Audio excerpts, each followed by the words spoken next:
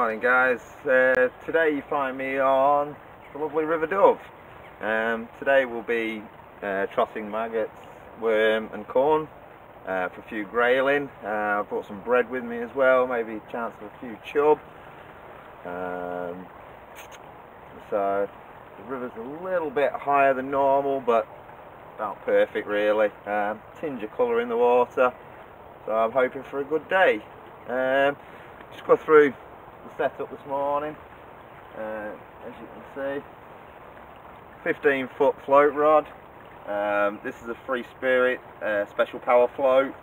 I think it's probably one of the best all-round float rods that's out today. A lot of people tend to go for Drennan acolytes and that sort of rod.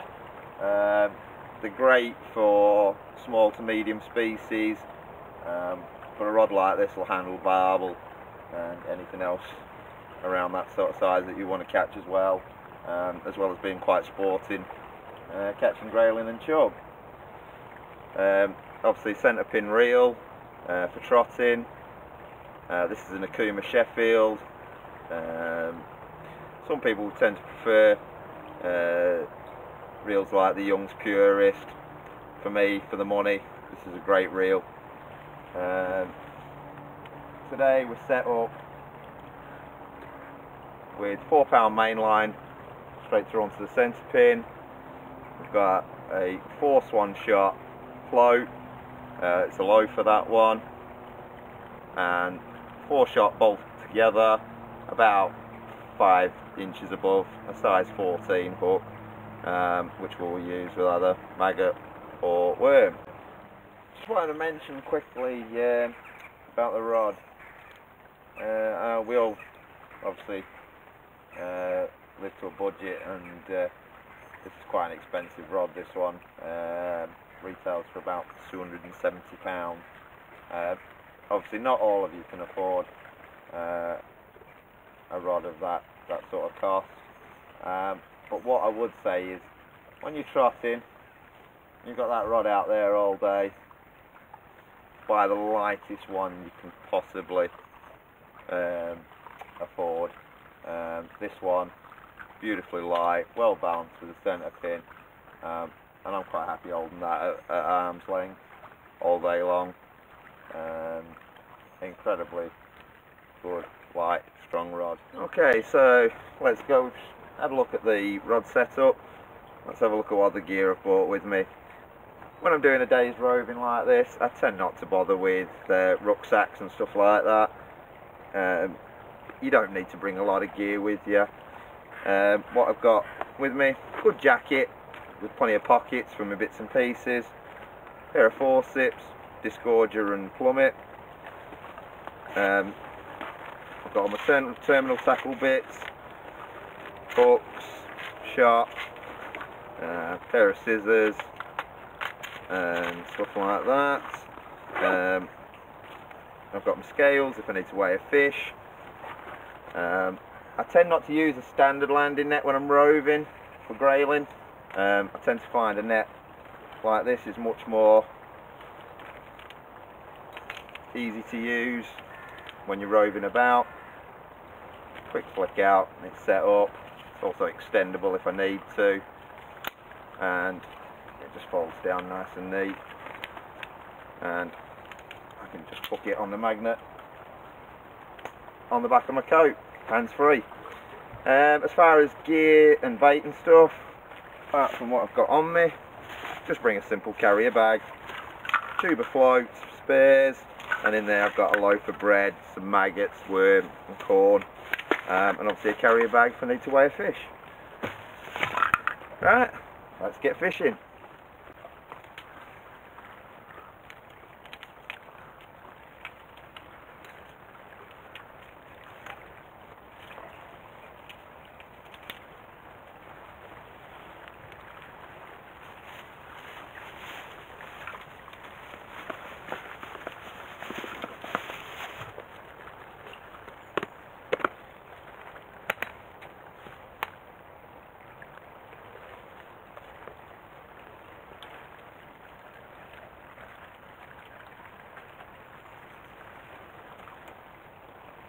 Okay, so we're more or less ready to start fishing now. I'm going to start off with the maggot, see how we go on that, see if that draws any bites. As far as loose feeding at this time of year, it is January, we're mid-January now. The water is pretty cold, we've had snow this week, so I tend to keep the feeding very, very light. Maybe 3, 4, 5 maggots loose fed every half dozen casts. Also, not very many at all, just enough to keep the fish interested, or maybe spark a bit of interest. You don't want to be loose feeding lots, because the fish will soon go off the feed. They don't eat a lot at this time of year. We're just fishing 2 white maggot, may go for 3 later on if the fish are feeding well, but we'll start off on 2 and see how we get on. Okay, so we'll make our first cast.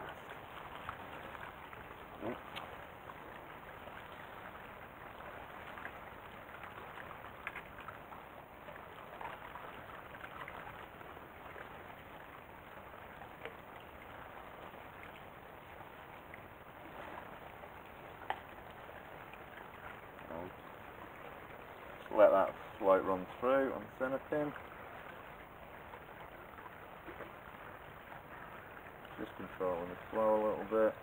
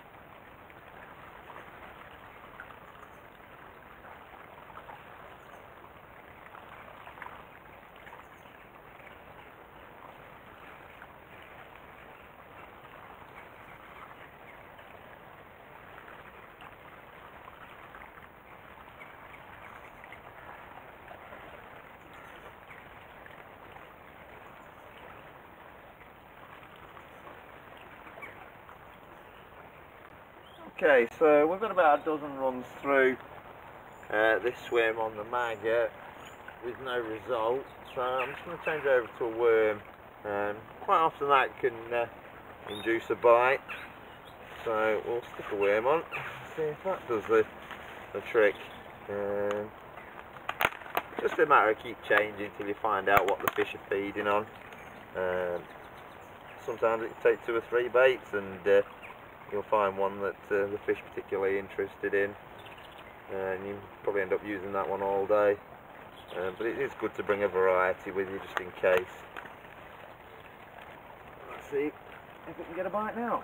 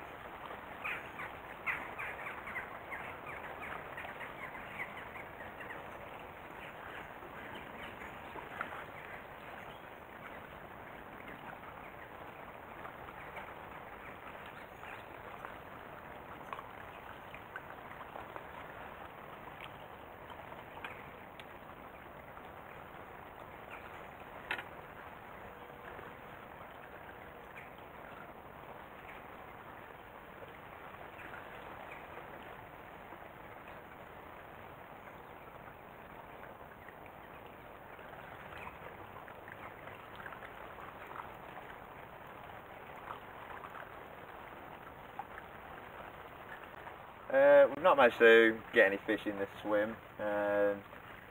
This is a new stretch for me today, not fished it before. So I thought I'd give this nice glide here a go. I tend to find what you want when you're trotting is nice smooth water, either above or below rapids if you've got them. What you don't want is where you've got a lot of bottom debris. You can see you've got a little bit in the margins here. You can see the water's all back swirling off the bottom. It's all boiling on the surface. That means you've got a very uneven, lumpy bottom. Yes, you may get a fish holding in behind one of those boulders or lumps, but it makes it very difficult for trotting. If you can find where you've got a nice smooth gravel bottom, it makes it much easier to present a bait.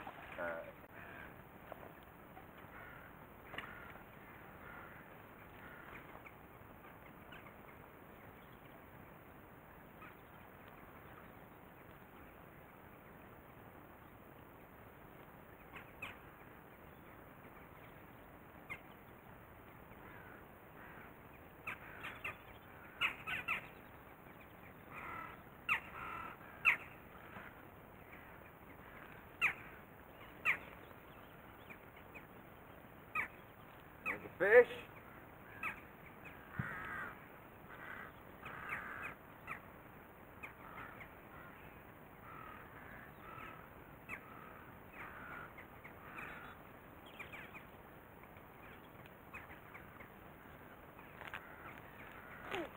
The landing net.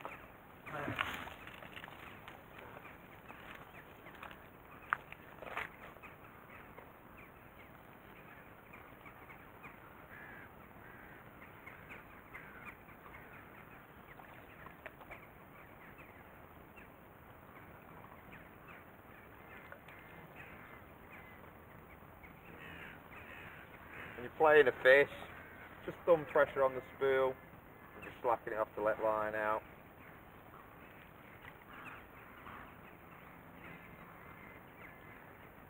And we have a beautiful little brown trout.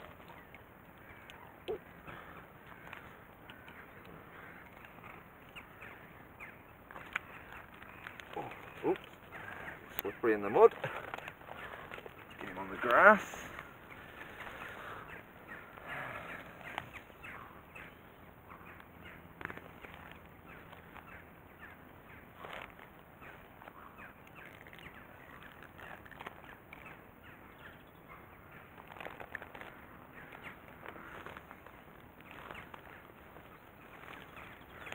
And there we have a perfect little river dove brown trout.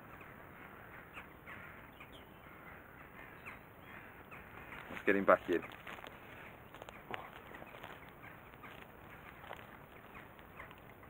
Away he goes.